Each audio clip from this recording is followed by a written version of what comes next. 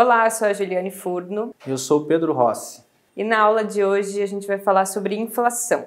Talvez você esteja se perguntando, né, por que falar de um elemento que aparentemente é só um conceito, né, um fenômeno estritamente monetário. E é justamente sobre esse mito que a gente quer falar e desconstruir essa ideia de que a inflação é um fenômeno técnico que é causada por um único elemento, em geral um fenômeno de aumento da base monetária, um fenômeno de aumento da demanda, e que, portanto, teria apenas uma forma de combater a inflação, que é o aumento da taxa de juros. Inflação, então, como um elemento técnico, desvinculado da política e, portanto, desvinculado do conflito distributivo presente na sociedade. Aqui a gente quer complexificar a análise de o que é inflação, as formas com que se gera a inflação, identificar a inflação no centro de um conflito político, de um conflito distributivo, e também identificar as formas com que se combatem a inflação e os impactos que o combate à inflação tem sobre outras variáveis muito importantes, especialmente sobre o emprego, o desemprego e a desigualdade social. Qual o problema da inflação? O problema da inflação é que o movimento de preços ele não é homogêneo. Tem coisas que vão aumentar de preço numa hora, coisas que vão aumentar de preço nas outras. Se tudo aumentasse de preço de maneira absolutamente sincronizada, o meu salário crescesse junto com exatamente no mesmo momento que as coisas que eu consumo, a inflação não seria um problema para mim. O problema é que a inflação não acontece dessa maneira. E aí eu tenho distorções no sistema econômico e eu tenho distorções distributivas. Inflação é um tema essencialmente distributivo. Quando a gente olha para a inflação, a gente olha muito para o IPCA, para o preço das coisas, quanto que esse preço cresceu. Mas tem também o preço da remuneração das pessoas. Tem os salários e tem os lucros, né? Ou seja, a remuneração do capital. E de onde vem a inflação? E se essa inflação está beneficiando que parte da sociedade? Essa é uma questão importante que a gente tem que tratar aqui. Por isso a gente precisa levar em consideração o aumento dos salários. Por exemplo, se a inflação está subindo, né, se a inflação dos bens e dos serviços está subindo, mas os salários estão crescendo acima da inflação, essa inflação pode não ser um problema. A outra coisa é que o preço das mercadorias e dos bens, ele também sobe em proporções, né, em velocidades também distintas. Vamos supor um exemplo que aconteceu nos governos Lula e nos governos Dilma, que inclusive incomodou bastante uma parcela da classe média. Veja, com o aumento dos salários reais e principalmente com o processo de redução das desigualdades funcionais da renda do trabalho, aqueles serviços muito intensivos em trabalho passaram a ter um processo de aumento do seu preço. Veja, a empregada doméstica, o encanador, a manicure, a cabeleireira passaram a custar mais caro. Veja, essa inflação, que é uma inflação de serviços, ela não necessariamente é uma inflação ruim. É porque a gente aprende, às vezes, em economia, que tem coisas que são meio essencializadas, né? Uma lógica meio cartesiana da vida, que tem coisas que são boas e tem coisas que são ruins. Numa sociedade dividida em classes, profundamente desigual, nada é bom ou ruim em essência. A gente precisa olhar quem se beneficia desse excedente, desse aumento de preço ou não. Nesse processo, né, de que o salário da empregada doméstica subiu, essa inflação de serviços nesse setor, ele é um processo de inflação que é, de alguma medida, redistributivo de renda, porque quem consome serviço doméstico, em geral, a classe média, a média alta, e quem presta esse serviço, em geral, os mais pobres. Este processo inflacionário, ele redistribui a renda da classe média alta para, né, classe média baixa, para os trabalhadores mais pobres. Então, esse é um tipo de inflação que, quando corrigida com recessão, né, com aumento da taxa básica de juros, ele é um processo que desbanca ou que não dá continuidade a um processo de redução das desigualdades sociais que vai levar a desequilíbrios inflacionários, que nesse sentido tem um elemento positivo, que é uma certa redistribuição de renda via essa mudança dos preços relativos em que os serviços vão custando mais caro. Ou seja, nem sempre a inflação prejudica os mais pobres. É claro que os processos inflacionários eles podem prejudicar mais os mais pobres. Às vezes, de fato, isso acontece. A década de 80 brasileira mostra isso. Os mais pobres têm menos mecanismos para se proteger da inflação. Os mais pobres, eles consomem uma parte maior da sua renda, ou seja, diferente de uma pessoa rica que coloca o seu dinheiro lá, protege esse dinheiro da inflação, o mais pobre geralmente não tem acesso a isso. Mas eu posso ter, como a Juliana falou, um processo político de distribuição de renda onde os salários pressionam a inflação e essa inflação não é ruim para os mais pobres. Tem uma teoria econômica sobre a inflação que é a teoria do conflito distributivo, é o conflito entre os trabalhadores e os capitalistas. Então, a inflação nem sempre prejudica mais os mais pobres. E se eu quiser tratar essa inflação sempre da mesma forma, ou seja, gerando recessão, gerando desemprego, aí sim eu vou prejudicar o mais pobre. É diferente da inflação, por exemplo, com choque de preços administrados, ou seja, aqueles preços, o preço da gasolina, o preço da energia, o preço dos pedágios, de serviços específicos. Quem é que vai ganhar com isso? Com essa inflação cuja causa é um aumento desses preços administrados que vão respaldar, na verdade, no aumento da renda do capital, porque, afinal, é o acionista da Petrobras que vai ganhar quando eu reajusto o preço, que lá na bomba vai prejudicar o consumidor. Então, a inflação, gente, é um problema distributivo. E a forma como a gente trata a inflação, ela é fundamental. A gente tem que pensar nos mecanismos de combate à inflação e que nem sempre eles são positivos. Nem sempre eu tenho que aumentar juros para combater a inflação. Nem sempre, e muito menos, nunca eu tenho que gerar desemprego, como alguns economistas diziam lá no governo Dilma. Eles diziam que os salários estavam crescendo acima da produtividade, que isso estava pressionando a inflação, que o nível de desemprego estava muito baixo, que era necessário gerar uma desaceleração, desemprego para reduzir a inflação. De fato, a inflação de serviços se resolveu a partir de 2015 com choque recessivo.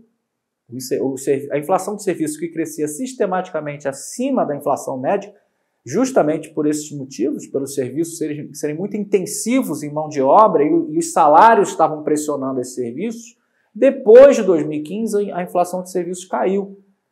Por um motivo ruim, isso não é para ser comemorado, é que o salário das pessoas caiu, o desemprego aumentou e as pessoas agora vão trabalhar por menos. Ou seja, a gente tem que olhar para a inflação em várias perspectivas, pensando como um fenômeno complexo e um fenômeno sujeito ao conflito distributivo, sujeito à própria política. E a forma de tratar a inflação, a política monetária, as receitas que se dá para o tratamento da inflação, como corte de gasto, etc., a gente tem que sempre questionar, estudar, né, e avaliar se isso não tem um componente político por detrás para mexer nesse aspecto distributivo da inflação.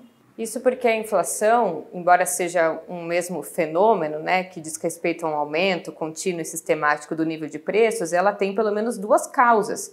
Uma das causas da inflação é um aumento de demanda, né, quando a oferta permanece a mesma e as pessoas passam a demandar mais aquele mesmo produto, o preço tende a aumentar, mas também, o que é majoritário na história brasileira, é uma inflação que se dá pelo aumento dos custos, principalmente também levando em consideração a situação de histórica restrição no balanço de pagamento, que é a história da economia brasileira, pelo menos até a década de 80. Vou dar um exemplo muito simples. Vamos usar um exemplo aqui de uma garrafa de cerveja. Vamos supor que agora sai uma notícia na televisão que diz que cerveja emagrece e faz muito bem. E aí todos os jovens vão atrás de um boteco tomar cerveja. Se todo mundo agora quiser tomar cerveja e a capacidade de ofertar a cerveja da economia brasileira é a mesma, o preço da cerveja vai aumentar porque aumentou explosivamente a demanda e a capacidade de oferta não conseguiu acompanhar esse aumento da procura por cerveja. Acontece que normalmente o preço da cerveja vai aumentar não porque as pessoas estão demandando muita cerveja, mas porque a cerveja para chegar até o boteco precisou ser transportada, então o aumento no custo dos combustíveis vai impactar o preço final da cerveja e a cerveja para ser gostosa precisou ficar no refrigerador, então o preço também da energia elétrica vai impactar no preço final da cerveja e também porque a cerveja que a gente usa é basicamente trigo, milho, que são produtos importados, então o preço do dólar vai impactar no preço final da cerveja. Então, em grande medida, o aumento do preço dos alimentos, né, dos produtos, dos bens, estão muito ligado a essa variável custo e não a variável demanda. Acontece que a dificuldade dos economistas de oxigenar suas ideias e perceber que a inflação tem diversas causas faz com que o fenômeno da inflação seja combatido levando em consideração que a causa é sempre a mesma, aumento de demanda. E como a gente corrige a inflação quando se parte da ideia de que é um aumento de demanda? Resfriando a economia, contendo a demanda agregada via taxa de juros. Mas essa não é a única forma. E mesmo se fosse, ela tem uma forma penosa, né? Ela é muito custosa para a sociedade, porque quando você resfria a atividade econômica, você aumenta o desemprego. Exatamente, a inflação tem várias causas e a gente tem que olhar para esse conjunto de causas para definir qual o remédio que a gente vai adotar. A inflação pode ser demanda? Pode ser demanda, mas a inflação brasileira também tem um problema da indexação. A indexação protege principalmente a rentabilidade do capital, ou seja, é o seu aluguel que está indexado à inflação passada e por conta disso ele carrega a inflação de trás para frente. Então, quando a gente tem uma economia indexada, a gente tem um nível de inflação que vai ser maior por conta dessa inércia que a indexação carrega. A gente tem os choques que vêm de fora, a taxa de câmbio, quando desvaloriza, gera inflação. Quando gera inflação, o supermercado vende as coisas mais caras. É a renda, principalmente dos mais pobres, que é corroída por essa desvalorização cambial. Então, e a gente tem uma das taxas de câmbio mais voláteis do sistema. A gente tem uma política para preço de gasolina hoje e que torna o preço na bomba muito volátil. Isso tudo pressiona a inflação, né? Ou seja, o conjunto da economia brasileira fica pressionado pela inflação. E no caso brasileiro, a gente tem uma política monetária que acha que a inflação é uma coisa só. A gente tem o martelo que só bate em prego, ou seja, é taxa de juros para qualquer coisa. E o Banco Central, ainda extremamente conservador, coloca meta de inflação muito baixa. Ou seja, o Banco Central vai buscar uma inflação de 3% em 2024 e para isso vai fazer o quê? Vai jogar a taxa de juros lá em cima, e vai tentar sistematicamente desacelerar a economia para tentar compensar esses outros fenômenos, esses choques, a desvalorização cambial, a inércia, com uma economia que anda pouco, né? Ou seja, uma economia que tem desemprego, que não resolve os problemas fundamentais. Ou seja, o que a gente está querendo trazer aqui é uma visão mais ampla sobre a inflação. A inflação é um problema, ela pode ser um problema gravíssimo. O Brasil viveu isso na década de 80. Uma inflação muito alta desorganiza a economia e desorganiza a própria moeda como referência de valor. Mas também uma inflação muito baixa, os casos de deflação são terríveis para a economia, porque a deflação significa que eu vou produzir hoje e daqui a um mês, 2 meses, 3 meses, o meu produto vai estar mais barato do que eu esperava e eu não vou conseguir pagar meus custos, e aí eu quebro. Os processos deflacionários são terríveis. O que a gente sabe? A gente sabe que uma inflação muito alta é ruim, uma inflação muito baixa também. Então a gente precisa de uma inflação lá no meio, não existe um número ótimo, né? O que a gente sabe também é que um processo de desenvolvimento, processo de distribuição de renda que a gente quer para transformar o Brasil, ele vai ter pressões inflacionárias. O crescimento econômico gera pressões inflacionárias. Quando eu aumento a minha produção e aquela estrutura que eu tenho física não dá conta, aumenta custo. E isso vai bater na inflação. Ou seja, eu preciso de um projeto de desenvolvimento que leve isso em consideração. Não adianta o Banco Central jogar a meta de inflação lá para baixo e ficar perseguindo com base de juros altos.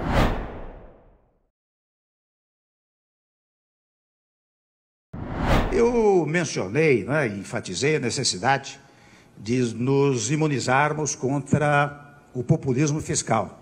E é precisamente disso, meus senhores e minhas senhoras, que trata a proposta de emenda constitucional número 241, que é a chamada PEC do teto dos gastos públicos.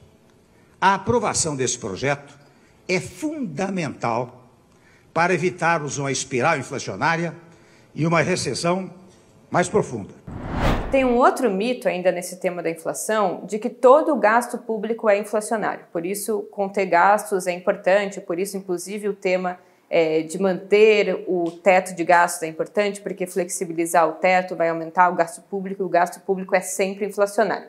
O gasto público, veja, pode ser sim inflacionário.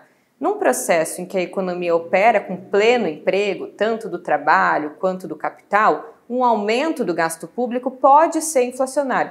Vamos supor que agora todo mundo está empregado, todas as máquinas estão em uso, todas as pessoas estão ocupadas e aumentou o salário de todo mundo em mais R$100. Se essas pessoas que receberam mais R$100 vão querer usar os seus R$100 para consumir cerveja, aquela estrutura de oferta que está toda ocupada não vai conseguir ofertar cervejas e isso vai levar a um aumento do preço da cerveja, né, um processo inflacionário. Agora veja, nesse momento que a gente está vivendo, o aumento do gasto público não é inflacionário, porque existe na nossa economia o que a gente chama de capacidade ociosa, ou seja, tem máquinas paradas e trabalhadores parados. Então vamos supor, né, que o aumento do gasto público nesse período faça com que as pessoas demandem mais coisas, né? Elas vão ter acesso a mais recursos e elas vão demandar mais arroz, mais cerveja, mais alimentos. E mesmo que não exista esse conjunto de alimentos hoje no mercado, como existem pessoas paradas e máquinas paradas,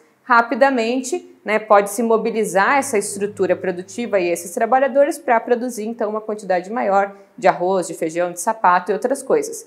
Então o gasto público em momentos de capacidade ociosa como a gente vive hoje, não é necessariamente um gasto inflacionário. E também, né, poderia dizer que o gasto público é inflacionário porque ele demanda muita oferta de serviços do setor privado e ao demandar muito do setor privado, ele retiraria a capacidade do setor privado de atender outras ofertas de serviço do próprio setor privado e isso faria elevar o preço desses serviços. E isso também, num período em que há capacidade ociosa, não é necessariamente um fenômeno inflacionário. Então, nem sempre, né, o aumento da base monetária ou o aumento do gasto público gera inflação. Isso é estranho dizer numa economia que tem uma memória inflacionária muito alta, mas dentro de condições concretas, como que a gente vive hoje, né, por isso é importante levar em consideração variáveis reais e não aquela economia de manual, né, que leva em consideração uma economia abstrata que diz aumento da base monetária, aumento do gasto público gera necessariamente inflação. Por isso, esses modelos têm que estar submetidos à economia real e, nesse caso, o aumento do gasto público potencializaria a economia e colocaria esses trabalhadores, né, em conjunto com essas máquinas à disposição de criar mais riqueza, mais bens e serviços para a sociedade brasileira.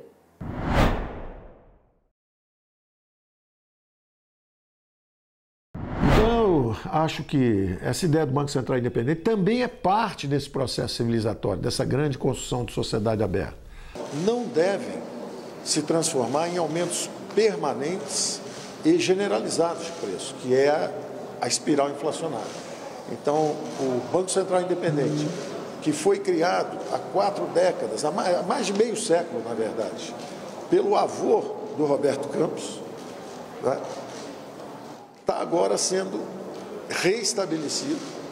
Previsível, inevitável e tomara que venha logo. O Banco Central, com esse tipo de autonomia, é sempre mais eficiente. O Banco Central, ele não pode ficar ao bel prazer do presidente de plantão. Então isso é uma péssima sinalização ao mercado nacional e ao mercado internacional. Então, gente, se a gente está dizendo que a inflação é um problema político, não é um problema técnico, que tem consequências distributivas, o tratamento da inflação ele não pode ser meramente técnico. Então a ideia de ter um Banco Central, que é aquela instituição neutra, técnica, que vai tratar da inflação, é irreal. A ideia de um Banco Central autônomo ou independente, ela supõe que a gente tem políticos ignorantes, eleitores que não sabem como tratar da inflação e os técnicos diretores do Banco Central, esses sim que vão fazer a coisa correta para todos. Isso é mentira. É claro que ninguém gosta de inflação, principalmente quando a sua renda não cresce tanto quanto os preços da economia. Mas o Banco Central pode mirar uma política que gera recessão e desemprego, que prejudica principalmente os mais pobres, né, para botar a inflação em determinada meta.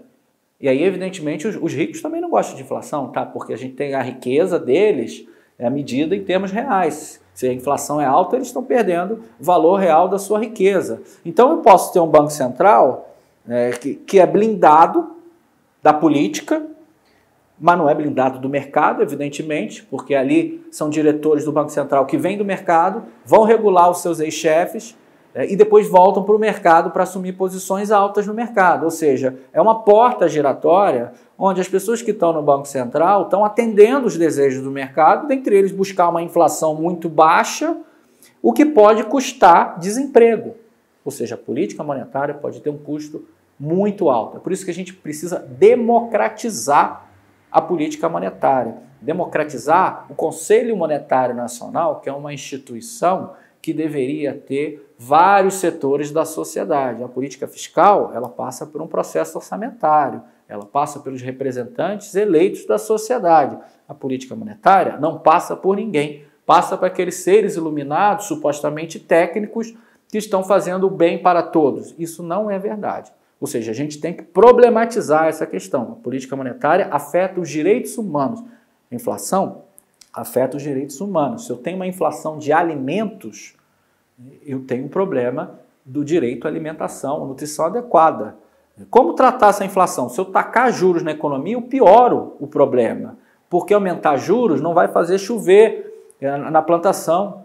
Aumentar juros não vai fazer o preço internacional de uma commodity, de um alimento que é determinado lá fora, baixar. O que aumentar juros vai fazer é gerar desemprego, é reduzir o crescimento e, portanto, piorar o nível e o problema dos direitos no Brasil, né?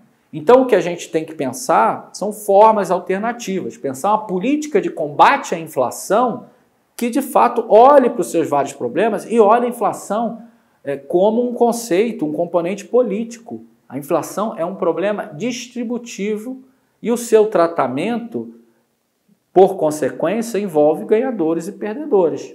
Então, a ideia de politizar o tema da inflação e não simplesmente achar que é uma coisa ruim que tem que ser combatida é fundamental e esse vídeo é um convite para isso.